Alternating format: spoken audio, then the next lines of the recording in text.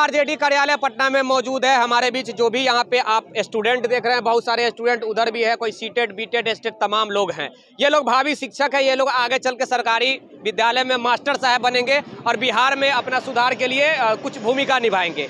लेकिन सरकार भैया ये सब नहीं चाहती है कि ये लोग मास्टर बने और आगे चल के बिहार के शिक्षा व्यवस्था में कुछ सुधार लाए। हमारे साथ कुछ स्टूडेंट हैं, मुरट्ठा भी बांधे हुए हैं, डंडा भी लिए हुए हैं। अभी भैंसी भी चराने का कार्यक्रम करेंगे, जहां तक हमें मालूम चला है। भैंस भी चराना है भैया? बिल्कुल, तो क्या करेंगे। नाम क्या हुआ? मेरा ओम प्रकाश भारतीय नाम हुआ पूरा। इस राज्य व्यवस्था में बिहार सरकार से जितना हम लोग उम्मीद किए थे, स्टेट 19 जो कि बीपीएससी स्तर के टॉप एग्जाम कोरोना काल में सरकार आनंद फानन में परीक्षा लिया, सरकार ने उसका ऑनलाइन लेकर एक रिजल्ट भी घोषित कर दिया 21 में। लेकिन आज तक इसकी नियुक्ति की प्रक्रिया और नोटिफिकेशन की प्रक्रिया कहाँ गई, यही हमारे बिहार के जो उप मुख्यमंत्री युवा जो तेजस्वी यादव हैं, ये कहा करते थे और हम कह ये रहे हैं कि हम बहाली लाखों बांट रहे हैं। परसों भी केंद्र सरकार लाखों बांटी है, उसमें आप लोग की कोई लाखों में से एक को नहीं है। सब कुछ का बहाली हो जाता है बिहार में पेपरों में, ठीक है, पेपर में रोज बहाली होती है, लेकिन धारालत पर नहीं होता है। मैं समझ रहा हूँ दरोगा का बहाली कर लेते हो आप पुलिस का बहाली कर लेते हो, अपना शासन व्यवस्था मजबूत कर लेते हो, क्या शिक्षा व्यवस्था मजबूत नहीं करोगे? आपसे केवल शिक्षा विभाग छूट जाता है। मैं समझ रहा हूँ कि जितनी भी पार्टियां हैं केवल एजुकेशन पे ही क्यों राजनीति करती है? एजुकेशन मौलिक अधिकार है। इसलिए भैया राजनीति करती है। देखिए, मुझे नहीं बोलना चाहिए भैया, इसलिए राजनीति करती है कि इलेक्शन आएगा ना तो मोटा मोटी बहाली करेंगे, वोटवा ले लेंगे। क्या आपको नहीं लग रहा है? हाँ, लग रहा है। वो जानते हैं अगर शिक्षा दे देंगे नहीं सभी समझ जाएंगे तो वो जातीयता का जो नहीं करेंगे, राजनीतिक नहीं करेंगे। इसलिए वो चाह रहे हैं सभी खुद अनपढ़ है, 8वां पास है, अनपढ़ रहा है और हमरा वोट दे दे। अच्छा, आप लोग में से आप भैंसी पर चढ़ने वाले हैं? मुरट्ठा बांध। हाँ बिल्कुल, मैं पीएचडी अपियरिंग कैंडिडेट हूँ केमिस्ट्री से और बाकायदा एमएससी एमएड सब मैंने किया है। यानी कि एजुकेशन की पात्रता परीक्षा में हमने चारों स्तर की पात्रता परीक्षा पास कर लिया है। लेकिन सरकार आज हमें भैंस चराने के लिए मजबूर कर रही है।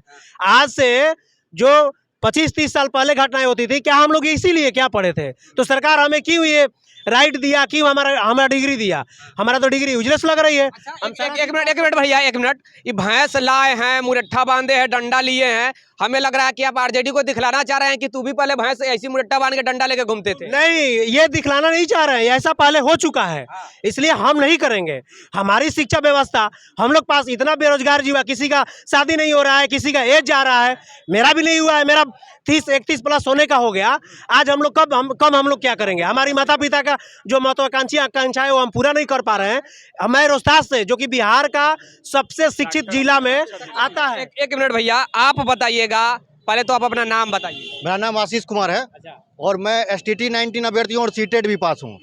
हम देखिए, ये तेजस्वी जी जो है ना, कसम खा लिए हैं कि हम नहीं पढ़े हैं तो बिहार को भी पढ़ने नहीं देंगे, ठीक है। क्योंकि अभी हम लोग जितना भी ये शिक्षा का बात, हम लोग नौकरी के लिए यहाँ पे आए हैं तो हम लोग बिहार के बच्चों को पढ़ाएंगे। सिर्फ हम लोग नौकरी करेंगे ऐसा नहीं है, उस विद्यालय में जितने बच्चे हैं सबको पढ़ाने का काम करेंगे। तो तेजस्वी जी ये कसम खा लिए, हम नहीं पढ़ेंगे तो बिहार को भी पढ़ने नहीं देंगे, बिहार के गरीब बच्चों को भी पढ़ने नहीं देंगे। लेकिन तेजस्वी जी आपके तरह विरासत में सबको नहीं मिला है। जो बिहार का जो गरीब है, किसान है, मजदूर है, युवा है, ये सबको विरासत नहीं मिला। हम लोग अपने मेहनत के दम पे, हम लोग के पीछे कोई विरासत नहीं है, अपने मेहनत के दम पे मेहनत करके यहाँ तक पहुंचे हैं। पात्रता परीक्षा पास किए हैं, STT 19 पास किए हैं, सीटेड पास किए हैं, तब जाकर के आपसे नौकरी मांग रहे हैं। हम लोग पात्रता रखते हैं लेकिन विरासत में हम लोग को नहीं मिला है। तेजस्वी जी आपसे आग्रह है, आप नहीं पढ़े लेकिन कम से कम बिहार के किसानों को पढ़ाइए, उनके बच्चों को पढ़ाइए। उनके विद्यालय में जो शिक्षक भर्ती प्रक्रिया के लिए खड़े अभ्यर्थी पात्रता परीक्षा पास करके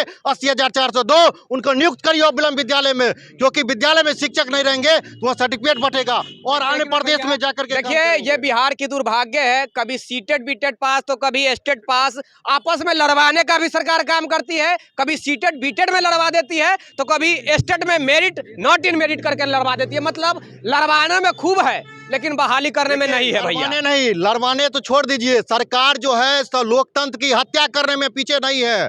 ये निर्दोष छात्रों पे लाठीचार्ज करवाते हैं, हमारे STT 19 के साथी। इससे पहले जो प्रदर्शन कर रहे थे तो वो कोई उन सबको जेल भेज दिया गया था, थाना से डायरेक्ट जेल, और उन लोग को ऐसा धारा लगाया गया था जो कि नॉन अवेलेबल था, नॉन अवेलेबल धारा लगाया गया था। यह क्या अपराधी थे हम लोग, भ्रष्टाचारी थे। जो भ्रष्टाचारी है, भ्रष्टाचार कर रहा है, जो बोल करके नौकरी नहीं दे रहा है, कहते हैं सभी की नौकरी पक्की है, तो उन पे कार्रवाई होना चाहिए। तो अभ्यर्थियों पे कार्रवाई किया जाता है। 12 मार्च को शिक्षा मंत्री जी विजय कुमार चौधरी जी उस समय के बोले थे जितने भी अभ्यर्थी क्वालिफाई है सबकी नियुक्ति पक्की है। उस समय अनंत किशोर सर, संजय कुमार सर, तमाम शिक्षा विभाग के सचिव, प्राथमिक शिक्षा निदेशक थे उस समय के रंजित सर, वो सभी उपस्थित थे और उस समय कहते हैं कि जितने भी अभ्यर्थी क्वालिफाई है सबकी नियुक्ति पक्की है। तो अभी तक हम लोग सड़क पे क्यों है? शिक्षा मंत्री जी, मुख्यमंत्री जी, जवाब दीजिए, क्यों हम लोग अभी तक सड़क पे हैं? आपको जवाब देना पड़ेगा और हम लोग को अविलंब स्कूल में नियुक्त करना पड़ेगा। सोच रहे हैं इलेक्शन के टाइम में 24 के समय में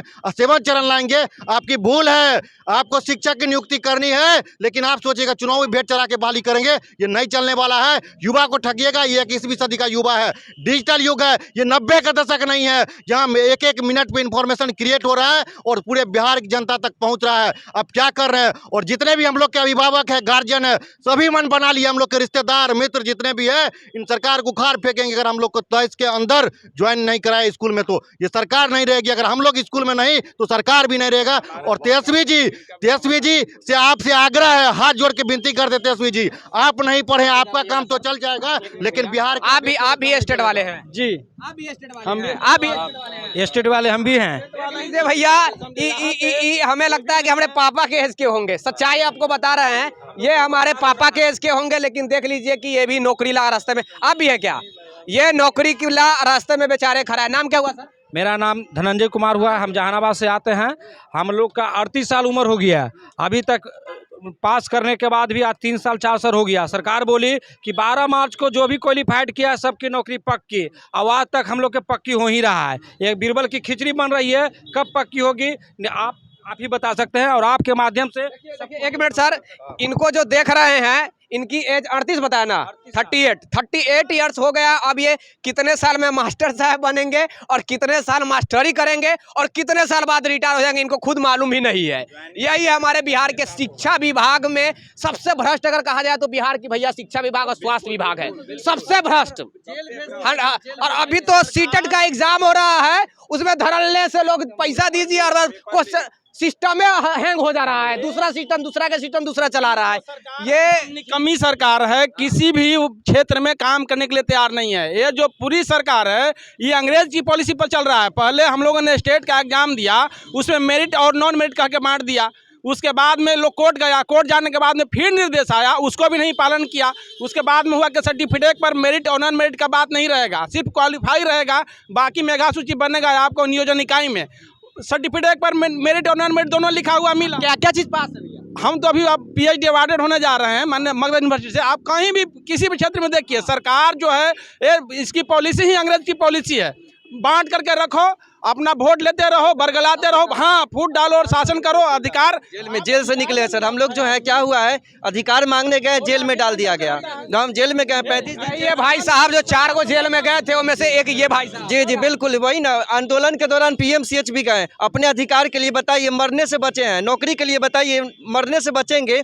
इतना सारा सीट खाली है, तो हम लोग का मांग है कि जितने सारे कैंडिडेट पास किए हैं, क्वालिफाइड किए हैं, सबको बहाली एक साथ में जितना जल्द हो सके दिया जाए, और नहीं तो हम लोग अब रुकेंगे नहीं। अब इससे भी ज़्यादा क्रांति होगा बिहार। भैया सीटेट एक मिनट सारा जी बातों को मैं सुन लिया सर।